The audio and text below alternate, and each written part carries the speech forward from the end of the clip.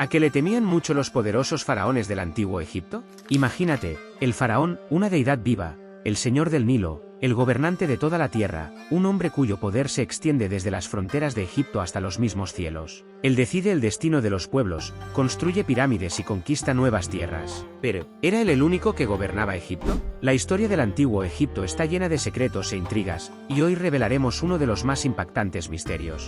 Los faraones, a pesar de su enorme poder, podían temer no a los enemigos externos, sino a quienes estaban cerca de ellos, aquellos que, aparentemente, no tenían fuerza en el ejército ni en la política, pero poseían un poder capaz de eclipsar al propio faraón.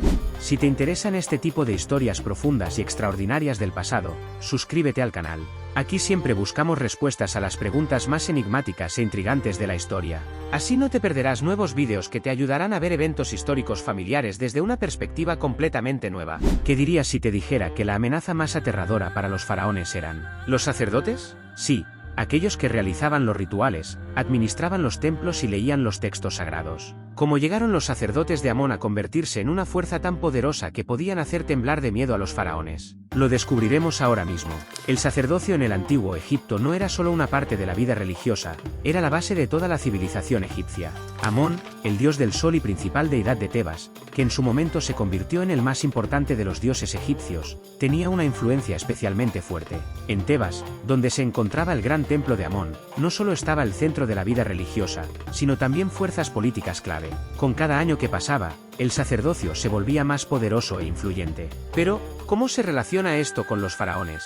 De vez en cuando, los gobernantes egipcios intentaban ocupar un papel central en la vida religiosa, afirmando su autoridad a través del culto a los dioses. Sin embargo, en la práctica, a menudo se volvían dependientes de los sacerdotes. Los faraones necesitaban el apoyo de los sacerdotes para obtener la aprobación divina de sus actos, incluyendo guerras, la construcción de pirámides e incluso cambios dinásticos. Esto creaba un delicado equilibrio, incluso el faraón más fuerte podía estar al borde de perder su poder si los sacerdotes de Amón decidían que su reinado debía terminar.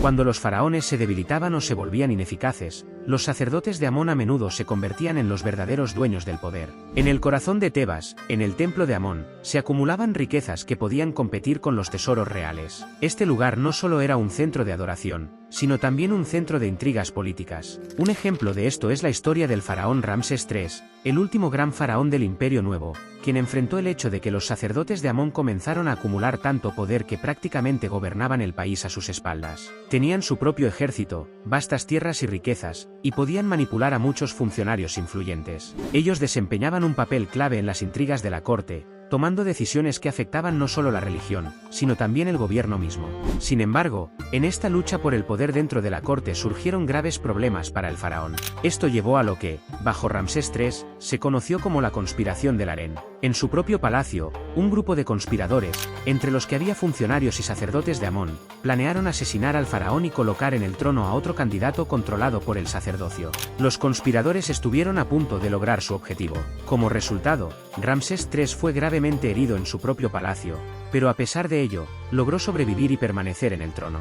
Sin embargo, las consecuencias de este suceso fueron fatales para Egipto. La conspiración fue una prueba contundente de que el poder de los faraones podía ser fácilmente socavado mediante intrigas secretas y juegos políticos, especialmente cuando la otra parte era el poderoso sacerdocio. ¿Qué pasó con Egipto después de este evento? El poder del sacerdocio de Amón siguió aumentando, y los faraones se vieron obligados a hacer grandes concesiones para mantener su autoridad. La economía también contribuyó, las tierras controladas por los templos de Amón continuaban generando enormes ingresos, que los sacerdotes usaban para ampliar su influencia. El sacerdocio se convirtió en un verdadero poder en la sombra. En cierto sentido, Ramsés III fue uno de los últimos faraones que intentó controlar la situación en el país sin someterse al sacerdocio. Con el tiempo, la influencia del sacerdocio no hizo más que crecer. Incluso en tiempos favorables para los faraones, como el reinado de Tutankamón, cuando Egipto estaba bajo la protección de un fuerte ejército, los sacerdotes continuaban manipulando la situación. Especialmente importante era su capacidad para influir no solo en la vida política, sino también en el estado de ánimo del pueblo. A través de rituales religiosos, manipulaban a la población, haciendo que cada egipcio viera al faraón no como un hombre, sino como un dios viviente. Cuando Akenatón, uno de los faraones más controvertidos, llegó al poder, intentó imponer el culto al dios Atón, rechazando las antiguas tradiciones religiosas apoyadas por el sacerdocio de Amón. Esto se convirtió en una verdadera guerra con el sacerdocio. En un intento por destruir la influencia de Amón, Akenatón trasladó la capital de Tebas a un nuevo lugar, Ajetatón. Pero tras su muerte, los sacerdotes rápidamente recuperaron el poder.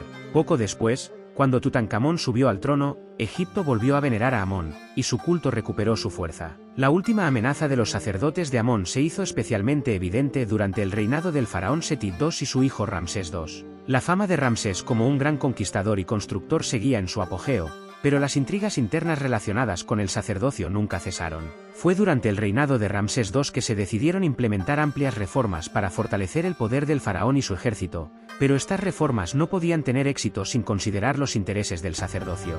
Se convirtieron en un serio oponente político al que los faraones intentaron mantener bajo control, pero no siempre con éxito. Cuando pensamos en el antiguo Egipto, nos viene a la mente la imagen de un gobernante único y poderoso que domina a su pueblo. Pero la realidad era mucho más compleja y multifacética. Detrás del faraón siempre estaba la sombra del sacerdocio, que en cualquier momento podía eclipsar su luz. Y precisamente los sacerdotes de Amón a menudo se convertían en quienes podían amenazar el poder mismo de los faraones. ¿Y tú qué opinas?